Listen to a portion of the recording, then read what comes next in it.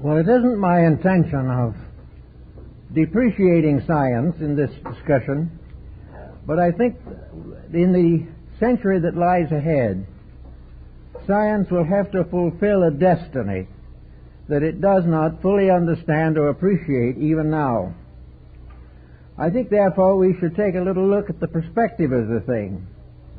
I think we can say that science was conceived in the 17th century, largely by the works of Francis Bacon, the Royal Society, and an occasional contribution by René Descartes. This was the very beginning.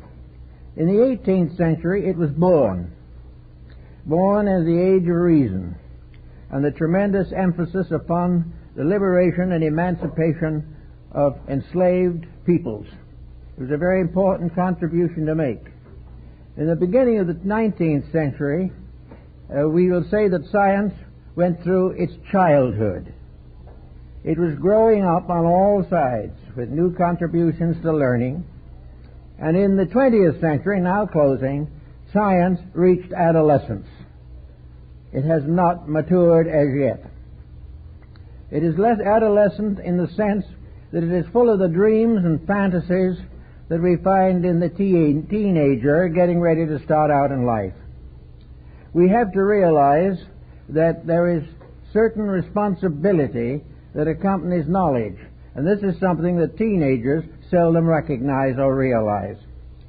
Many years ago, I was talking to a young physicist on the campus at Berkeley, University of California, and I was asking him how the scientist was able to work comfortably on nuclear fission. Well, he said, it's very simple. We are scientists. We invent things. We have nothing to do with the way they are used, and no responsibility for it. Now, this perhaps is a little more truthful than we like to realize. We are surrounded constantly with opportunities for change, but each one has a hazard.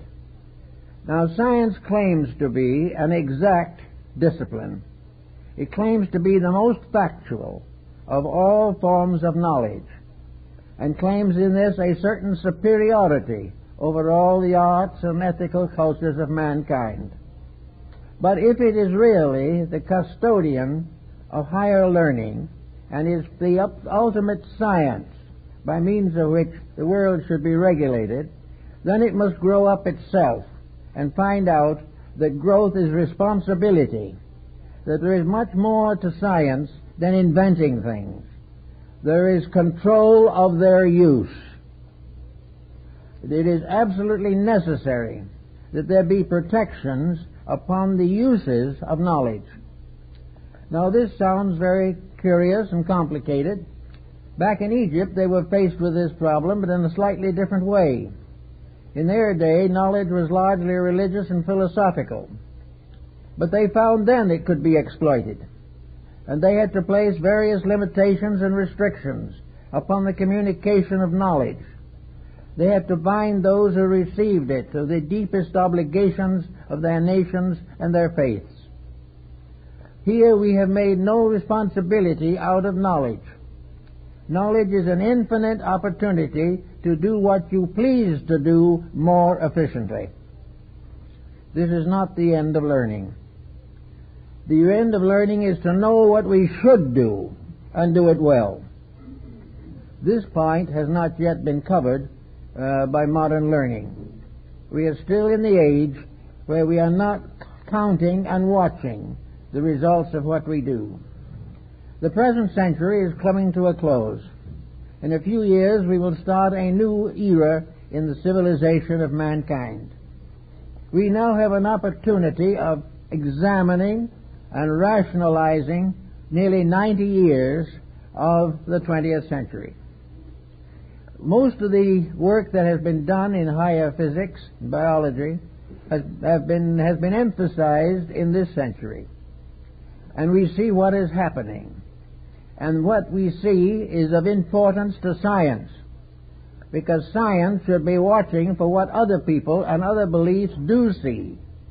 and make sure that they have covered successfully the various problems that are related to the expansions of knowledge. I think, therefore, we should go down and begin to think about these things. I remember what was supposed to be the first motion pictures. Whether they were first run or not, I won't guarantee, but they were well back.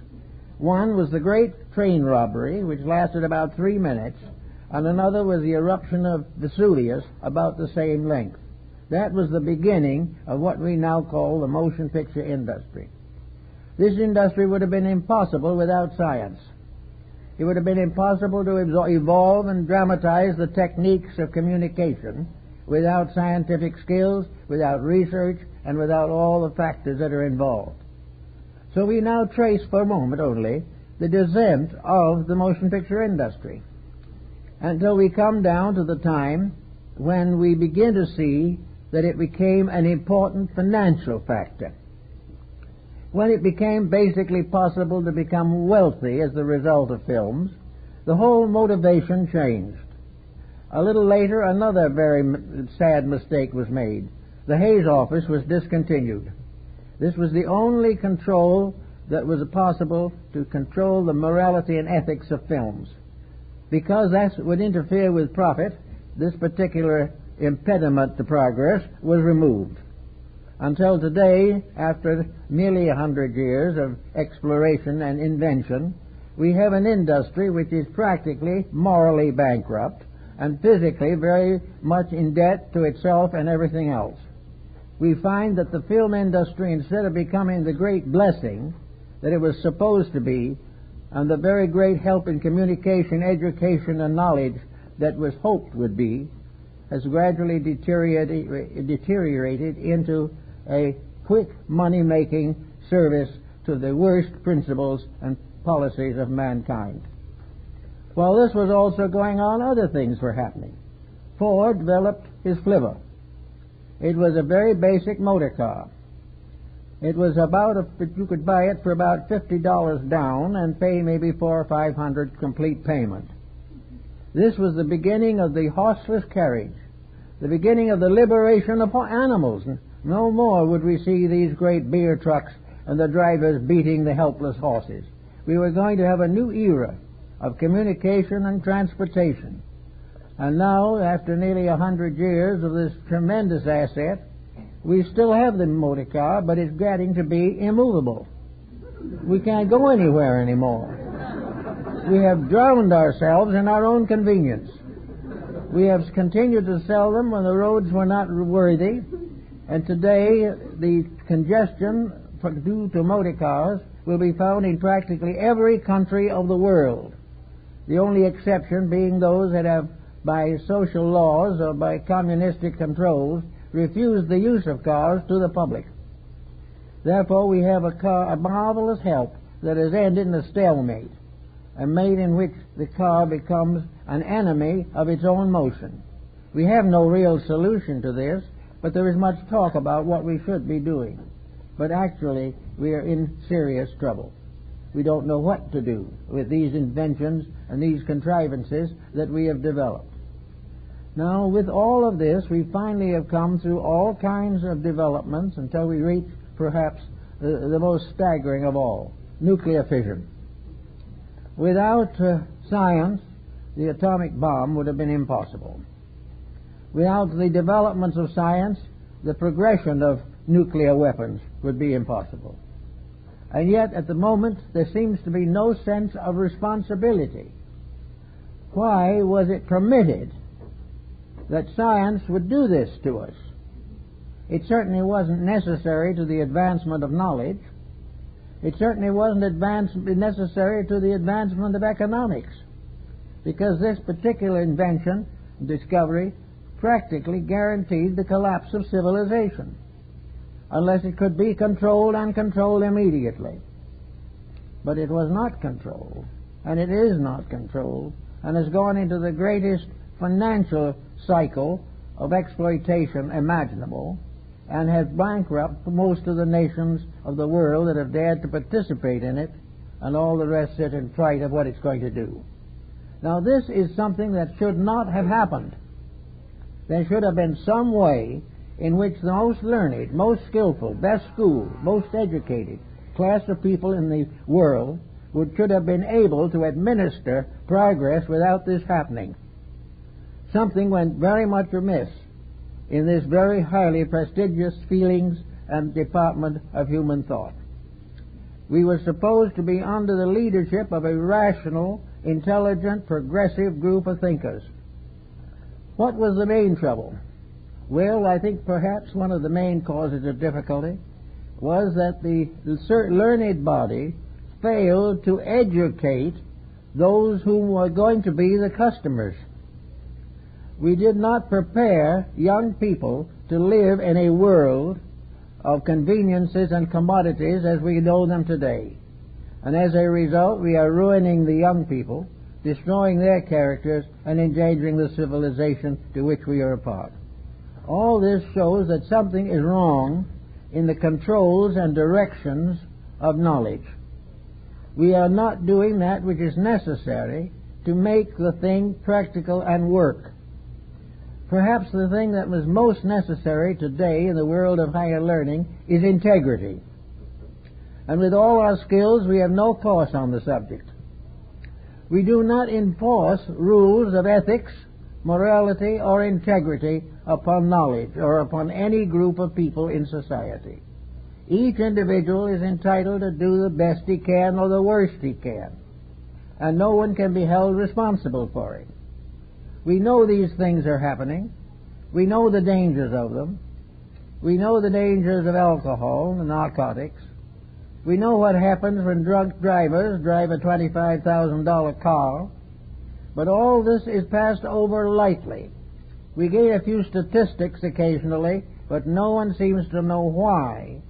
The most intelligent generation we have ever known is in the worst trouble of any generation recorded in history.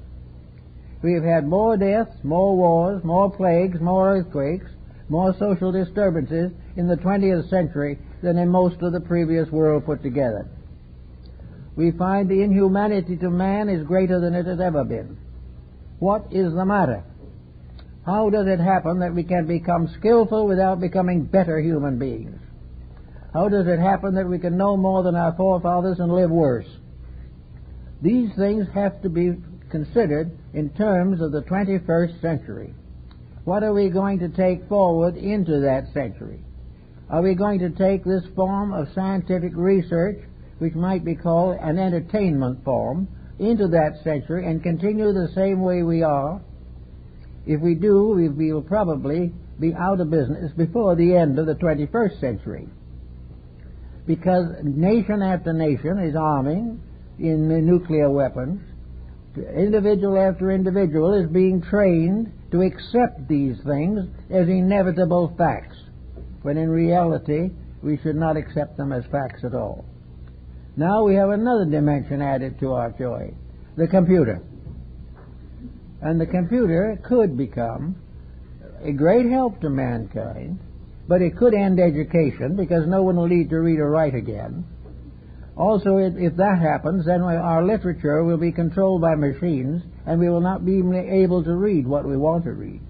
We'll read what is computerized to us, which will make it very easy not to read at all, and thereby lose all concepts of the individual thoughtfulness, digestion of known knowledge, facts, or ideals. We are in this problem of the computer, which is in danger of becoming the most deadly instrument we have ever known. It is apt to be worse than the nuclear bomb, because it is going to gradually work in until it controls every aspect of civilization. Then comes the desperate moment where the computer controls everything. Who controls the computer? This becomes a very important factor, because even a breakdown now may result in hours of delay and wait. We know that all of these inventions and everything that we are doing and trying to do is stymied because of the lack of integrity of people. The inventor is lacking in integrity.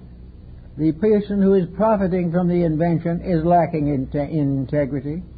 And the invention itself is a menace. These things put together constitute a threat to the next century. a threat we have to face with more than ordinary thoughtfulness. So we have to begin now to see what we can do about some of these things. We are already unhappy over most forms of entertainment, but we simply relax and let it pass. Now, nature, however, is a little more thoughtful on these matters than we are. We are in a universe that is governed by law, and this law demands the ultimate victory of integrity, and it will never stop hurting us and punishing us till we behave ourselves. This seems like a very doleful thought, because we have become so disobedient that we can hardly imagine obedience to anything to be less than a penalty. But actually, we are in a universe of law and order. We are in a universe of cause and effect. We have seen, in history at least, the fall of nation after nation because it departed from the integrities of life. And we see today a new world, the 20th century going into the 21st, in which the breaking of universal and personal codes of ethics, these things have become commonplace. Practically everyone is willing to compromise principle for profit. With this to lead us, we go into a new dimension of time which has not yet been spoiled, and it will be a pity indeed if we have to spoil it. And we will spoil it unless we take something in there more than a desire for more money or more power. With this continued lack of values, we are going to have the continued pressure of circumstances. Now, if science is really going to be a leader, its best place to start will be in the educational field. It should prepare every student that comes out of a university to use the discoveries that have been made mostly and almost entirely for the common good. We should be using what we know to help to build a better world, and not merely to build a bigger bank account for ourselves. We should be given talks in education in ethics. Now, religion is scared to death of the thought of being involved in politics, but it has to be. And politics are not particularly happy to be mixed up in religion. And science, it doesn't like either one of them. So everything is at a complete standstill. We will finally have to face the fact that survival on any level, from that of the savage to that of the saint, must arise from one thing only: integrity. According to the laws of its kind, according to the degree of its enlightenment, each thing that lives must keep the truth about itself. It must accept the reality of its purpose. Science has given us no purpose for life except physical luxury and physical power. In its refusal to allow emphasis upon religious principles, science is damaging itself and the whole world. Every scientist should be a religious person, because unless science is part of religion, there is a very terrible problem that we are not going to be able to solve. The mere fact that a man is a physicist does not justify him in being an atheist or an agnostic. I know one young man who was in the University of California, who was a physicist, married and had 2 children. I asked him how he equated this problem with his personal convictions and the raising of his children. And he said very frankly, he said, well, 5 days a week I'm an agnostic, and on Saturdays and Sundays I go to church and I'm a Christian. Now, this is not very reasonable. It is utterly inconsistent. And new nations now that have come up in the last 50 years, determined to destroy religion because it interferes with power play, have suddenly been forced to return to it again, because the structures they build will not hold together without it. And we can say the same thing of the 21st century. Unless spiritual values are emphasized and brought into physical and proper social applications, we are not going to get very far in the 21st century. We're going to be right back in the trouble we've been in all the time.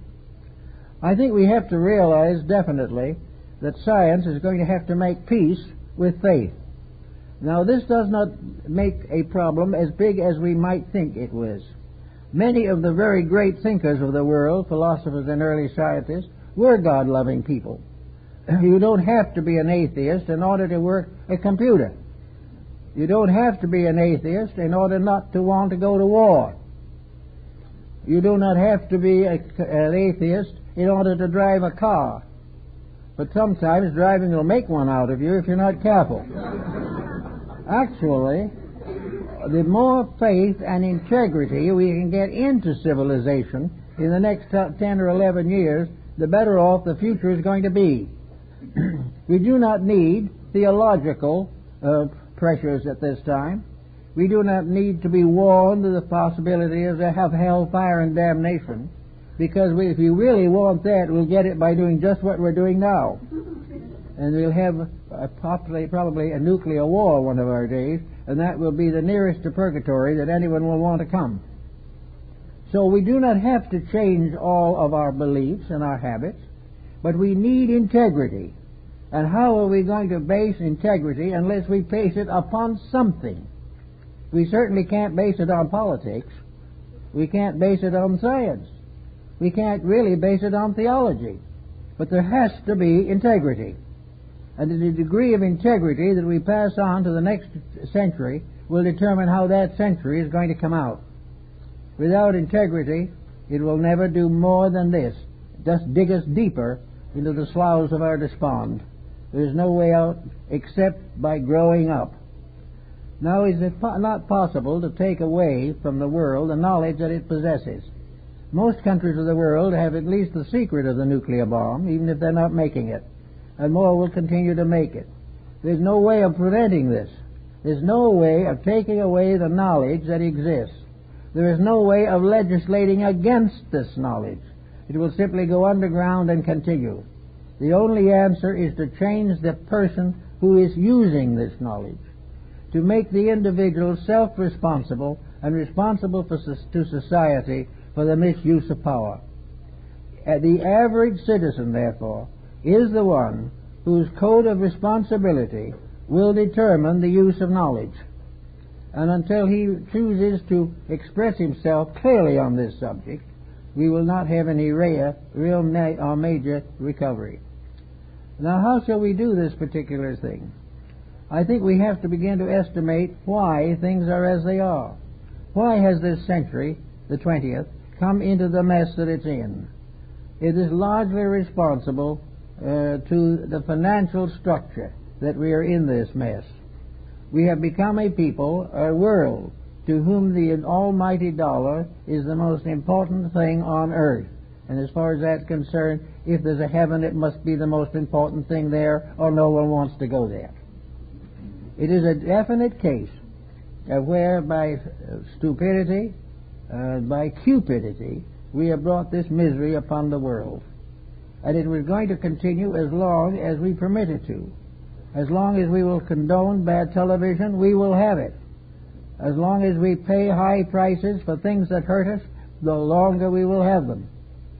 The only possible way to correct the situation is for the person of basic values simply being permitted or taking the chance of applying them. We need what we might term basics. Now, the basics of knowledge are not necessarily to be found in Oxford or Cambridge. The basics of knowledge are very simple. They're all in the Ten Commandments. They're all in the Golden Rule. Now, when you stand the Golden Rule up alongside of science, it looks very, very homely and incomplete. But without the Golden Rule, science will ultimately destroy itself and everything else. There has to be integrity. And we must have more integrity when we go into the next century, or we will be in even more trouble than we're in now. Because all the things that we are doing now are accumulating us and building into us more trouble. Consequently, we should begin to give lots of thought at this time to the integrity of the average person. We do not need religion in the public schools. I don't favor that particularly either.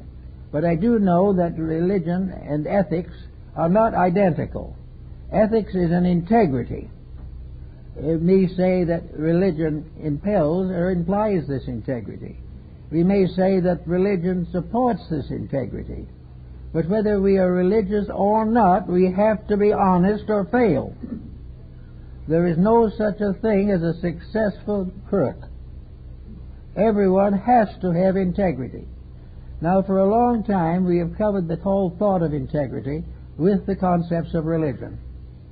And while this has been a bone of contention with science for 100 years, the fact remains that science must also find some kind of a way of making honesty the pivot upon which all knowledge moves. To do this, we have to accept integrity. We do not need to dramatize it as theology, but we have to recognize the sovereign importance of honesty. And honesty, if we can discover it, will be a greater discovery than anything science has ever known. The actual fact is that science must discover integrity, or we're all in deep trouble. Now, how can science actually, basically, justify integrity? Science is supposed to deal only with very clear and definite facts. Well, let's accept that. Is there any more fact that is more clear or agreeable than World War I, unless perhaps it be World War II? Is there any way of escaping the simple fact that these wars were not accidents bestowed by Providence, but by the ambitions and corruptions of individuals? In other words, science can prove definitely that wars are caused by selfishness, arrogance, stupidity, and many similar faults. This should be written into the scientific code. Science shouldn't say, well, we have to make better weapons so we can win the war. The answer is we must make better people and prevent the war. But no one is doing that. Everyone is looking for more markets in which to sell the goods. We should recognize, and science should recognize, by a study of this century alone, that every false move, every corruption that has arisen in society has been fatal.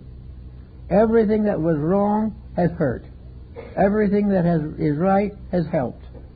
It is perfectly possible to develop a scientific thesis on this subject and prove as basically as the law of gravity the principles of right and wrong.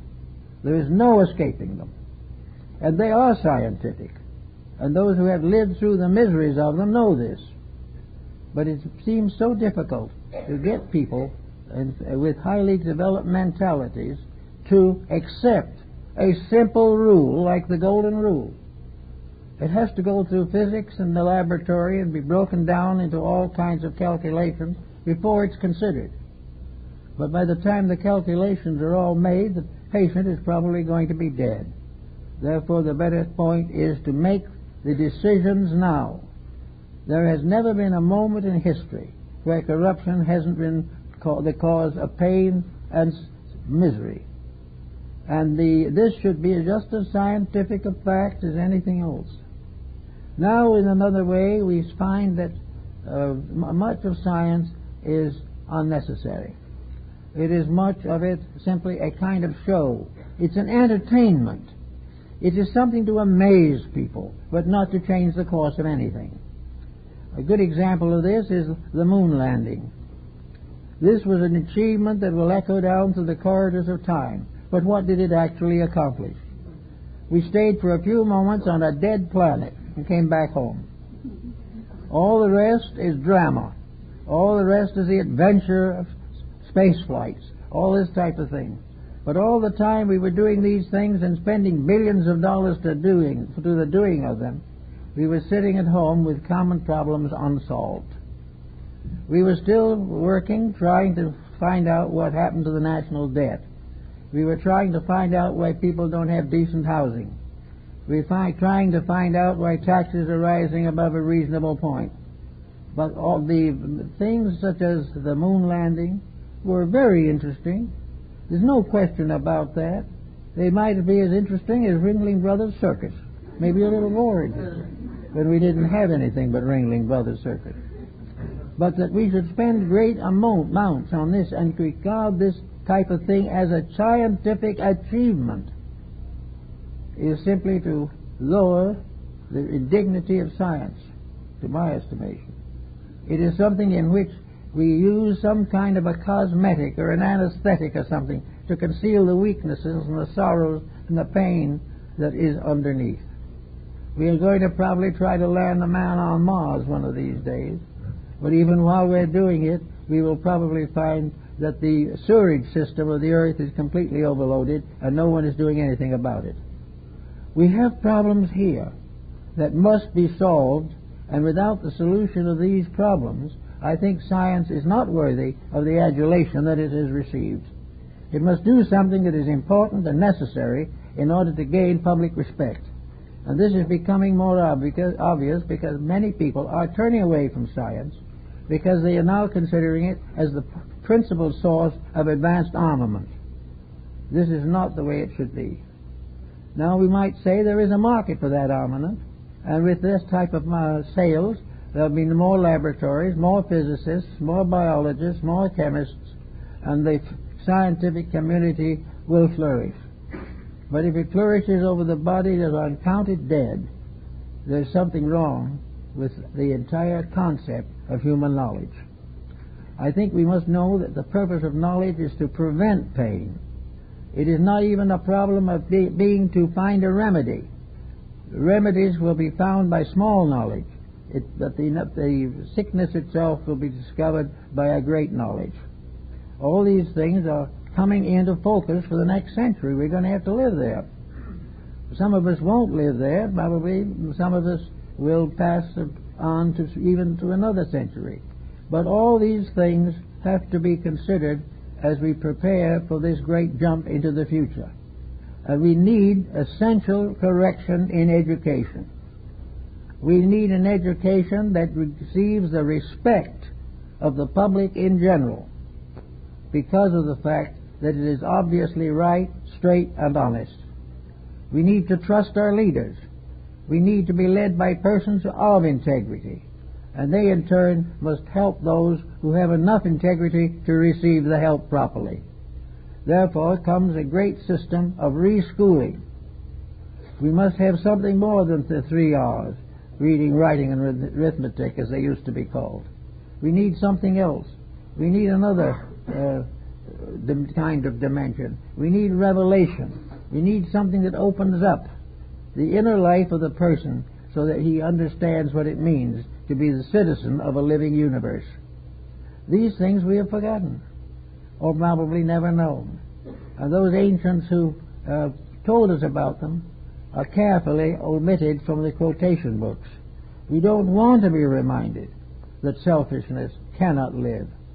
We want to believe that it can, and we want to prove that it can by a few days or a few months or a few hours of personal selfishness, in which we will gloat, and then all of a sudden the blow hits. Out of our misconduct comes most of the sickness that affects our bodies. Out of our wrong attitudes come the ailments that affect our mind. And out of these together come the ailments that affect nations, and finally lead whole peoples and races into political and military corruption. All these things are part of something that we should have learned in the 20th century. The 20th century was the ABC school of the sciences. It was in this century, now passing out, that we had the full flowering of the scientific concepts. We knew all about all these things. We learned a lot of useful things. We learned how to perform marvelous surgeries. We have saved many lives. We have lightened many burdens. But with it all, we haven't touched the source of things. We haven't touched the simple dignity of being right. We have not realized the importance not only of finding how to do a complex surgical operation, but we should also have the responsibility of not charging for it at a rate that impoverishes the family for the rest of its existence. All these things depend upon integrities, and these integrities have got to be strengthened, and they will have to be strengthened on every level. Those most educated should be the first to be strengthened. but will probably be the last. The individual who doesn't know enough to make big mistakes will probably get along better than an individual with more knowledge, but a perfect willingness to corrupt his own character. We see around us today an increasing interest in mysticism, in esoteric thoughts. We are becoming more aware of the importance of inner communion. We know that the solution of most things lies in ourselves and not in the laboratory. And that if we want to talk about laboratories, we can remember that Robert Flood pointed out that the human digestive system is the most wonderful laboratory conceivable. The alchemists talked about changing base metals into gold. Man's personal digestive system changes foods into the elixir of life by which he lives. All these things, however, add up to a realization that nature is rich in values. There's much more in nature than the discovery of new products and byproducts. There is much more in nature than the continuation of the mistakes we are making now. In nature is also the key to remedies, because nature is very quick to reward right, but it is equally quick to punish injustice. So as we go into the future, we need moral training. We need a new standard of ethics. We need a realization of some spiritual power, some principle that is beyond the ordinary reach of the mortal mind. How science can go into the mysteries of matter, how the physicist can examine all the forces working in nature and not come to realize that there has to be some one universal principle guiding all of this. How can we deny that there is anything beyond what we know when it is obvious that the little that we know will not take care of us, let alone keep the universe in balance? Here we move among the stars. Here we move in a great galaxy. We move in forces and powers beyond conception. And in all these things there are strange and wonderful principles of truth and honor. And science should be the first to see these things. Who should be the first to recognize the greatness of the universe unless it's the astronomer? He should know it. He sees it. He beholds mysteries he can never explain. And he quietly decides not to try to explain, but consider that his reputation is made if he can discover a new comet. All of this has no bearing upon the realities of things. And we are now looking for something to take with us into the future. We are worried about our own young people who have been deprived of most of the incentives for character building by the very commodities and conveniences created by science. We look with anxiety upon the collapse of our morals and our integrities and the constant increase of crime. Why should it be that a world that has produced great scientific institutions and it presents the highest form of education known anywhere on this earth in public systems should also be the most crime-obsessed, narcotics-obsessed, money-obsessed, and accident-prone of all time? Why are these things not corrected? Science has a job here on earth that will take 1,000 years, so it's going to try to get something else out into space. What we need is to get the space out of between the ears of these people and get them down to the serious problem of surviving and being part of a universal system that can survive. We don't know what to do with the rubbish. We don't know how much more basic resources we have, but we go blissfully on our way, not believing in God, but acting as though we believe that God would provide. There seems to be a strange inconsistency here. We're leaving everything to hope and fate, and yet we deny both of them. And we deny the reality of the laws and principles which would help us to straighten out our lives. Therefore, it would seem very desirable that every public school system should have a basic statement of ethics. It would be possible to prepare a book sufficiently wide, sufficiently deep, sufficiently simple in its terminology to be useful to nearly anyone above the 4th grade. This should be required reading, And the most important examination in the course should be the examination on that book. They may flunk reading, they may flunk writing, and they may flunk arithmetic, but they better not flunk ethics. It's perfectly possible to be ignorant and safe, and learned and unsafe. And these things are becoming so vital to us that it's time to do something about it. So we could say that without going into theology, which is a difficult subject, we can point out definitely that there are laws arising we know not where, but complete and inevitable, which can never be broken by wealth or poverty. The success and failure of our material careers means very little, because we are all going to lie down to a common sleep. There is nothing that we are gaining through science that is anything that means anything, unless there is an immortality of the human soul, which science doubts. Therefore, we are doing all this to lay down what years we have on the altar of the great deity of learning. And when we pass on, we will not know why we were here, where we came from, or where we're going. We like to presume that we're not going anywhere from a scientific standpoint, or that we are going to be perpetuated through our children. Well, I'll tell you, this type of salvation isn't as attractive as it used to be. Not everybody would like to be represented in future ages by their own descendants the way the descendants are acting at the moment. So we need to get back to the doing it ourselves job. There should be a compulsory setup, and science should do it. Because if science says so, it will be done. Even the most adamant school teachers and the superintendents will do what science says. They will not do what the mothers and fathers say. They may not do what the churches say, but they will do what science says, because this is the ultimate form of knowledge. And the ultimate form of knowledge is at the moment very guilty of ignorance. And this has to be corrected.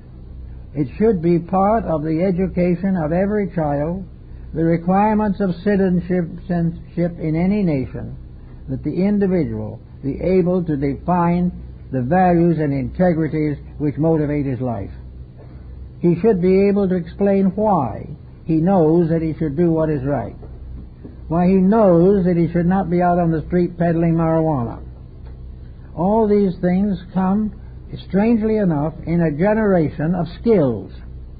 In the last 100 years, we've had more progress in sciences than ever before known. And yet in the same century, we have the worst corruption the world has ever faced. The least we can say is that opportunity of knowledge has contributed to corruption. Therefore, the situation has to be changed. We have to come to a different point of view on what is necessary to be taught. I think for some time, when I was in Japan, I noticed that they had done something about it. But now, with all the competition and trade and so forth, business is probably going to cause this to fade away. And everything will fade away if profit remains the final goal of existence. But why should it? Why should we be so hypnotized by a dollar? After all, there are no pockets in our shrouds. We're not taking $1 away with us. Why should we be willing to murder, rape, and carnage to get it? We have simply remained ignorant. Now, science could answer that question. It could give us a good reason to prove that we should not break the rules of life.